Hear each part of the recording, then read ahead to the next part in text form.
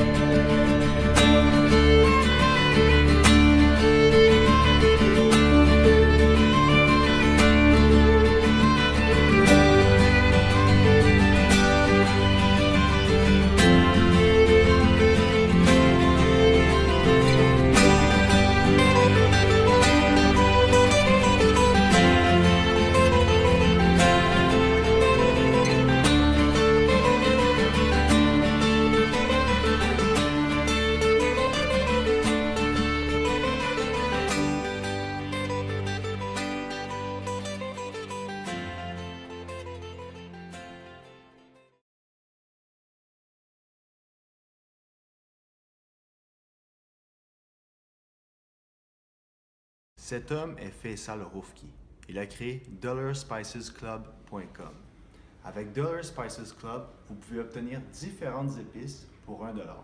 Le plan de Faisal est le même que Vasco da Gama. Il ira en Inde pour apporter les épices en Amérique du Nord.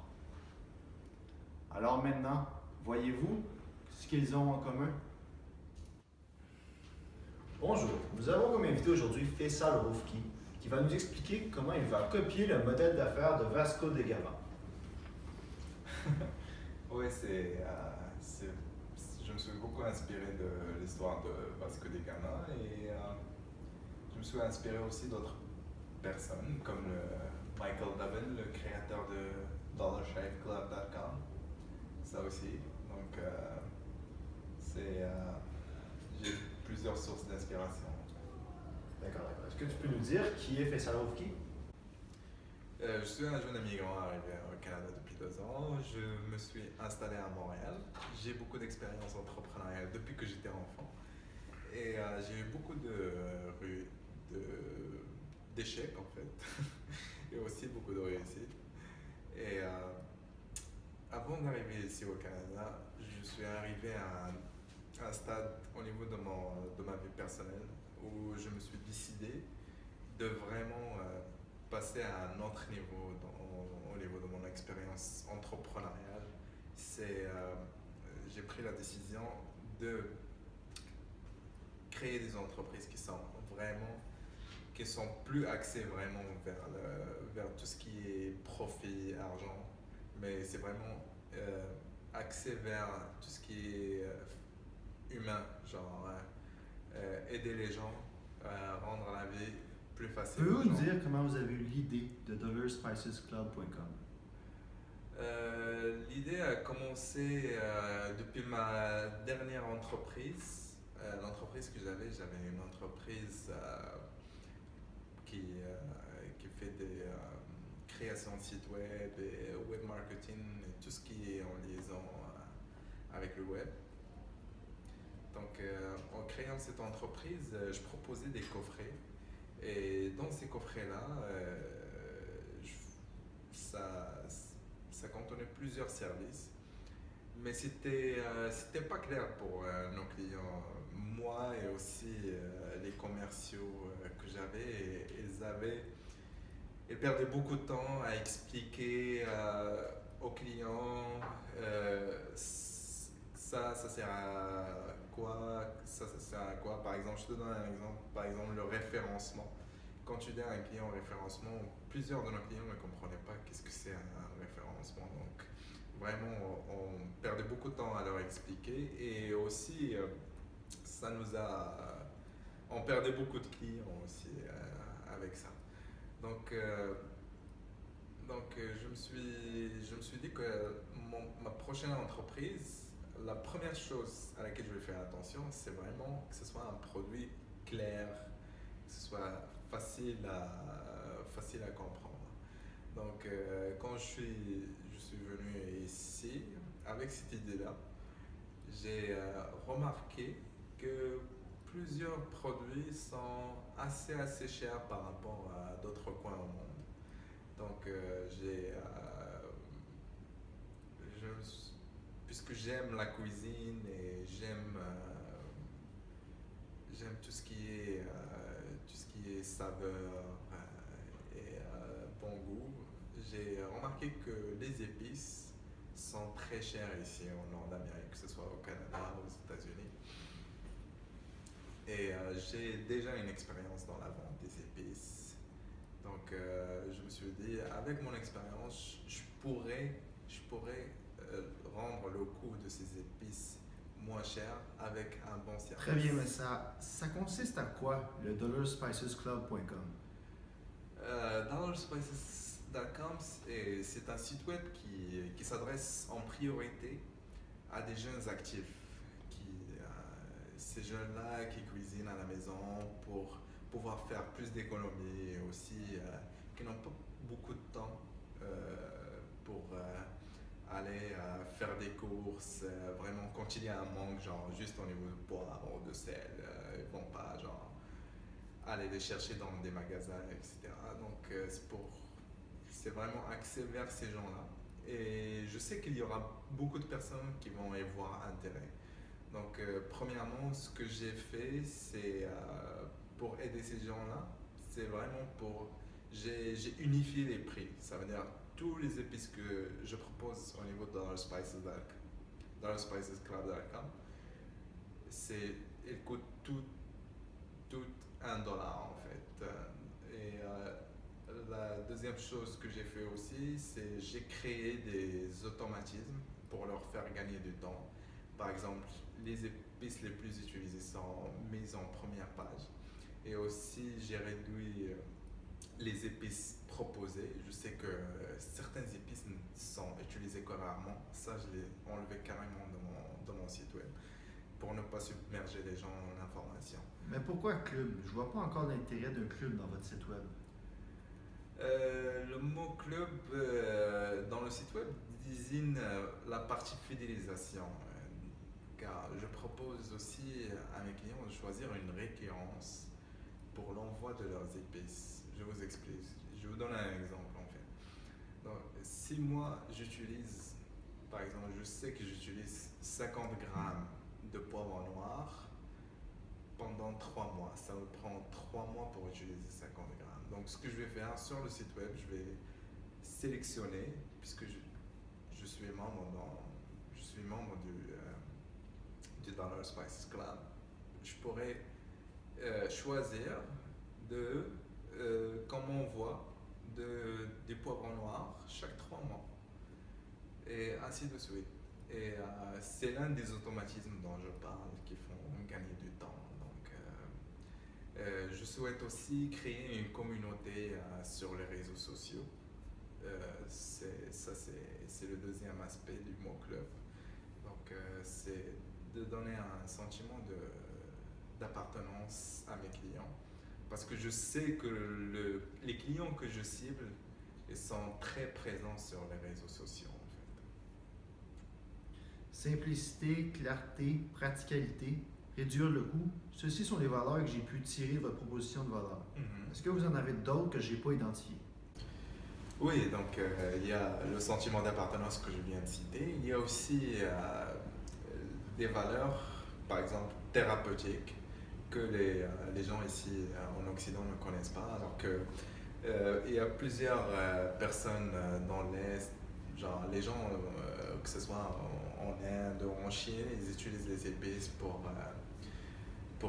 des raisons thérapeutiques. Par exemple, si en Inde, ils ont un mot de tête, par exemple, ils utilisent la menthe et le jus de citron, par exemple, pour réduire les maux de tête. Et on va utiliser notre chaîne YouTube en majorité dans ce sens-là. Mais il ne reste pas beaucoup de temps, mais c'est vraiment intéressant. Est-ce que vous avez un dernier mot avant qu'on se quitte? Dernier mot, c'est moi en créant dans le SpicesClub.com, je suis parti de l'idée de aider les gens un peu à soulager leur poche, ça veut dire pas soulager leur coût de vie. Donc ce que j'essaie de faire, c'est de vraiment créer une boucle et que l'argent qu'on fait avec dans le SpicesClub.com, 40% des profits seront utilisés dans le combat contre la pauvreté, que ce soit au niveau national et aussi au niveau international. Donc nos clients ne vont pas juste changer leur vie, mais ils vont changer aussi la vie aux autres. Merci beaucoup de votre temps, merci d'être venu. On vous souhaite la meilleure des chances, mais un succès très épicé. Merci.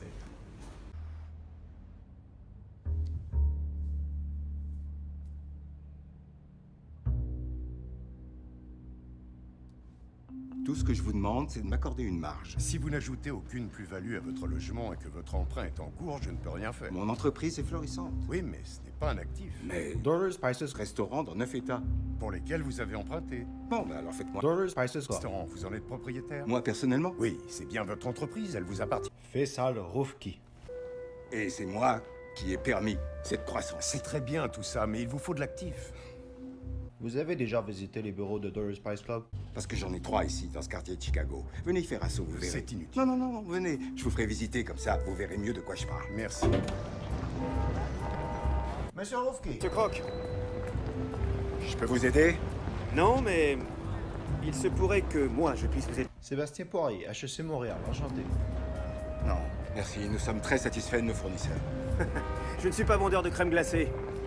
Alors vous voulez quoi? J'ai surpris votre conversation à la banque. On dirait que vous avez des soucis d'ordre financier. Et si vous vous mêliez de vos affaires? Je suis un grand admirateur de votre entreprise. Je commande sur votre site Notre web. restaurant au moins 2 fois par semaine et c'est toujours bondé. Vous... Monsieur Roufki. Croc, si vous n'êtes pas déjà à la tête d'une petite fortune, c'est qu'il y a un gros problème. John, le livre des comptes, s'il vous plaît. Monsieur Oh, Sébastien.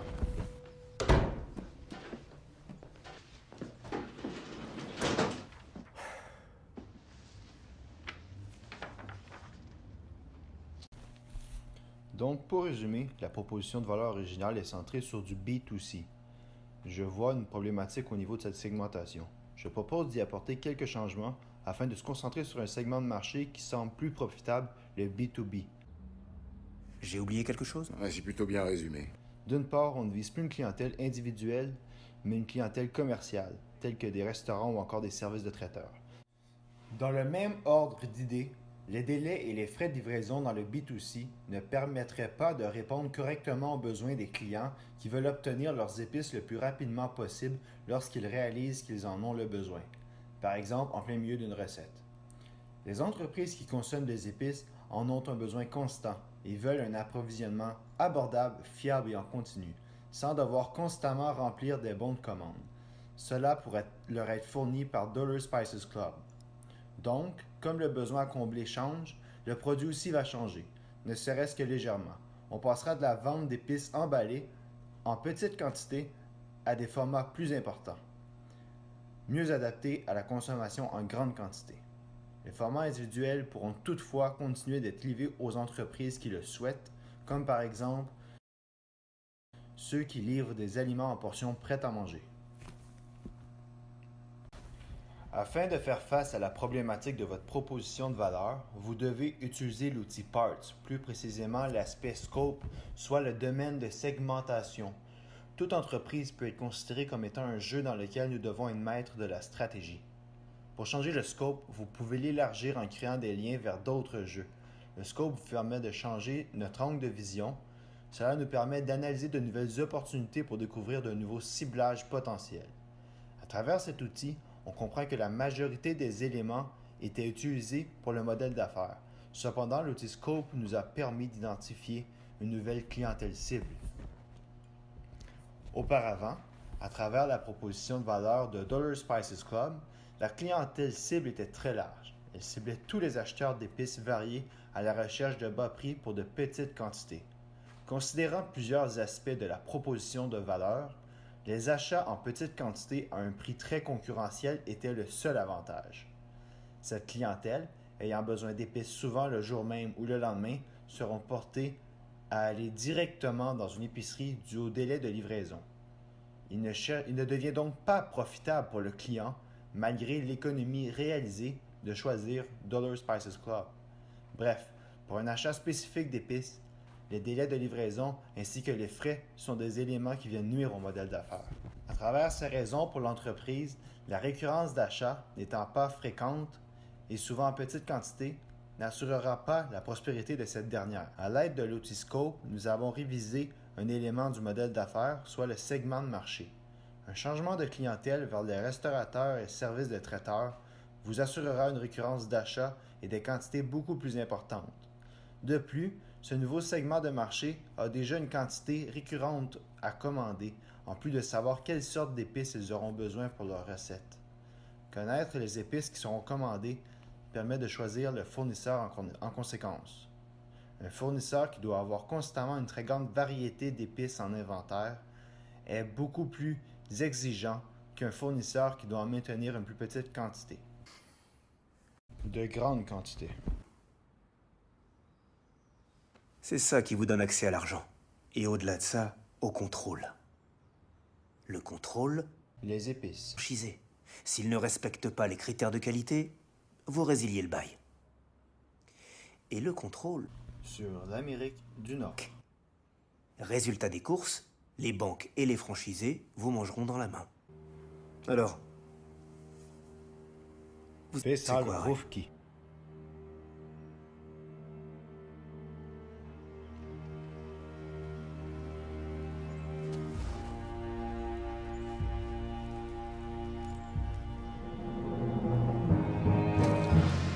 Il nous faut du soutien.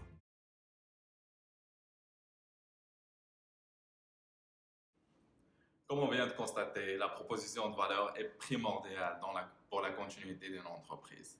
Ce qu'on avait vu aussi dans le cours, c'est la proposition de valeur, ça aide beaucoup pour définir la notion bleue. C'est ce que j'ai utilisé aussi dans mon entreprise. Et aussi pour assurer la continuité de l'océan bleu, il faut vraiment améliorer sa proposition de valeur. Donc, rappelez-vous, une vie sans épices ne mérite pas d'être vécue.